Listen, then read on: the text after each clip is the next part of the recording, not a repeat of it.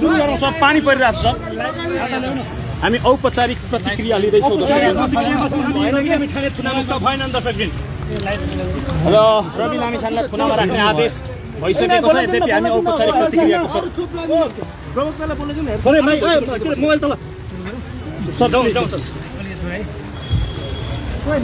यसमा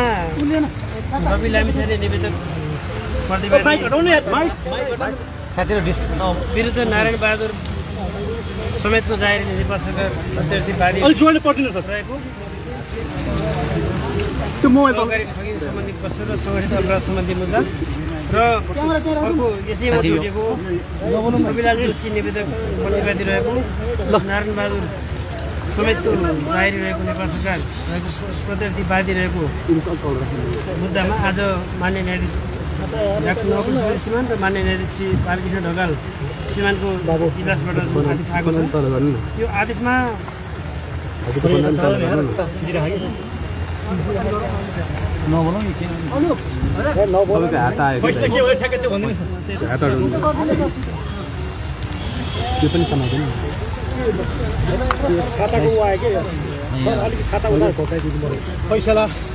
यसमा निवेदक प्रतिवादी रवि लामिछानेको गोर्खा मिडिया नेटवर्क प्रणालीमा रु 1,80,00,000 रुपियाँ बराबरको सेयर आफूले यमओएको सर्ट बमोजिम कम्पनीको 15% सेयर निःशुल्क पाएको भन्ने कथन देखिन्छ। मिति 77/5/10 भएको उक्त यमओएकामा यी प्रतिवादीले निःशुल्क 15% सेयर प्राप्त गर्ने सर्त भएको देखिन्छ। निज स्वयंले प्रमाणित गरी आधिकारिक निकायमा पेश गरेको लगानी स्रोत फारममा अन्य व्यवसायको आम्दानी ऋण सापटी र पैतृक सम्पत्तिबाट 1,80,00,000 रुपियाँको सेयर लगानी गरेको भन्ने बेहोरा उल्लेख भएको देखिन आएबाट निःशुल्क सेयर प्राप्त गरेको भन्ने बनाई विशेष संलग्न प्रमाणबाट समर्थित भएको देखिन। अपितु निज प्रतिवादीले सोही सेयर कर्जा लिएको देखिन आउँछ। सो कर्जा लिँदा सहकारी ऐन नियम र संस्थाको विनियावली लगायत प्रचलित कानुनको कुनै प्रक्रिया पुरा गरेको दृश्यमा देखिन आएन। साथै यी प्रतिवादी रवि लामिछानेले मिति 79/3/1 उक्त कम्पनीबाट अलग भएको भनी जिकिर लिए तापनि सो मिति पश्चात समेत यस कम्पनीको खाता सञ्चालकको हैसियतले विभिन्न मितिमा चेकहरूमा हस्ताक्षर गरेको देखिएबाट उक्त कम्पनीमा निजको निरन्तर समानता देखिन आयो। यस प्रकार उक्त कम्पनीमा यी प्रतिवादी रवि लामिछानेको कर्मचारीको हैसियत मात्र नभई कम्पनी सञ्चालनमा सार्वभौमिक प्रभाव पार्ने हैसियत देखियो। यस स्थितिमा सहकारी संस्थाका अध्यक्ष एवं कुमार रम्तेल समेतले यी प्रतिवादीको समानतामा विभिन्न सहकारी संस्थाबाट रकम लिई टेलिभिजन कम्पनी खडा गरी सहकारीको रकम अपचलन गरेको भनी गरेको बयान, सहप्रतिवादी छविलाल जोशीले कम्पनीको सम्पूर्ण आर्थिक कारोबारको जिम्मेवारी जीवी राई र यी प्रतिवादी रवि लामिछानेको थियो भनी गरेको बयान तथा कम्पनीका लेखापाल सञ्जय अधिकारी, सहायक लेखापाल रजनी श्रेष्ठ एवं लेखा परीक्षक विशेष विभु आचार्यले गरेको घटना विवरण कागज समेतका तत्काल प्राप्त प्रमाणबाट यी प्रतिवादी आरोपित कसुरका कसुरदार रहेनछन् भनी विश्वास गर्न सकिने मनासी आधार देखिन आएन। अब निवेदक प्रतिवादी छविलाल जोशीको हकमा विचार गर्दा निज प्रतिवादी गोर्खा मिडिया नेटवर्क प्रणालीको संस्थापक सेवा दैनिक तथा सञ्चालक भएको कतिपय विवाद भयो। निज कम्पनीको स्थापना कालदेखि मिति 78/6/22सम्म कम्पनीमा आफत रहेको देखिएकोमा सो अवधिमा उक्त कम्पनीको नाममा सहकारी संस्थाबाट पटक पटक विभिन्न मितिमा विभिन्न परिमाणमा रकम आएको देखिन्छ। यी मध्ये निवेदक प्रतिवादीको नाममा मिति 77/10/28 सुप्रिम सहकारी संस्थाबाट 2,50,00,000 कर्जा प्रभाव गरेको देखिन्छ। निज प्रतिवादीले उक्त कर्जा प्रभावमा आफ्नो कुनै समानता नभएको र सम्पूर्ण आर्थिक कारोबार प्रतिवादी जीवी राई र रवि लामिछानेले गरेको भनी बयानमा जिकिर दिएको भए तापनि मिति 77/7/2 को सञ्चालक समितिको बैठकमा यी प्रतिवादी छविलाल जोशी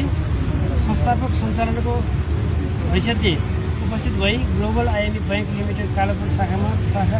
खाता सञ्चालन गर्ने र सो खातामा जितेन्द्र बाबु राई, छविलाल जोशी वा जीवी लामिछाने मध्ये कुनै एकको हस्ताक्षरबाट खाता सञ्चालन गर्ने गरी निर्णय भएको र सो निर्णय बमोजिम खोलिएको उल्लेखित खातामा नै सुप्रिम बचत तथा ऋण सहकारी संस्था लिमिटेडबाट यी निवेदक समेतका नाउँमा पटक पटक रकम आएको देखिएको स्थितिमा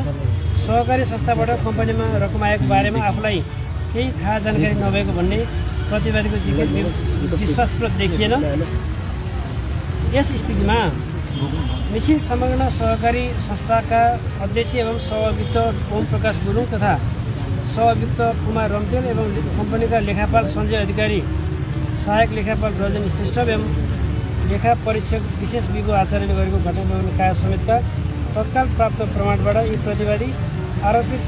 कसुरदार रहेनछन् भनी विश्वास गर्न सकिने मनासित अदालतदेखि आएन। तसर्थ त्यहाँ अदालतबाट निवेदक प्रतिवादीहरू रवि लामिछाने र छविला जोशीलाई पछि प्रमाण बुझ्दै जाँदा ठहरे बमोजिम हुने गरी पूर्वपक्षका लागि थुनामा राखी मुद्दाको कारबाही र किनारा गर्ने गरी भएको मिति 81/22 को आदेश बेरितको नदेखिँदा बदल गरिरहनु परेन कानुन बमोजिम गर्नु। साथै बहसका क्रममा विद्वान नायब महाधिवक्ता र जाहेरवाडाका तर्फबाट उपस्थित विद्वान वरिष्ठ अधिवक्ता एवं अधिवक्ताहरूले उच्च अदालत तुलसीपुर बुटवल इजलासबाट आदेश गर्ने मान्य न्यायाधीशहरू उप सामाजिक सञ्जाल एवं अन्य सञ्चार माध्यममा लाञ्छनापूर्ण र अशोभनीय टीका टिप्पणी गरेको भनी इजलासलाई अवगत गराउनु भएकोले सोतर्फ यस इजलासको गम्भीर ध्यानाकर्षण भएको छ। अदालतबाट भएका आदेश एवं फैसलाहरू उप स्वच्छ र रचनात्मक टिप्पणीहरू सदैव अपेक्षित नै हुने भए तापनि नियोजित ढङ्गले न्यायाधीशहरूको मान मर्यादा गर्ने र जनमानसमा भ्रमपूर्ण सन्देश प्रवाह गर्ने प्रकृतिका क्रियाकलापबाट न्याय सम्पादनको कार्यमा अनपेक्षित अवरोध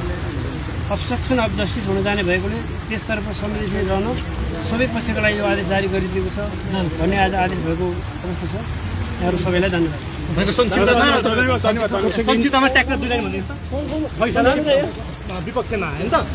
रवि लामिछानेलाई थुनामा राख्ने उच्च अदालतको आदेश सदर भयो, त्यही हो सर। साथ यसमा उच्च अदालतबाट जुन थुनामा राख्ने आदेश थियो त्यो आदेश चाहिँ बेरितको नदेखिँदा परिवर्तन गरिरहनु परेन भन्ने आदेश के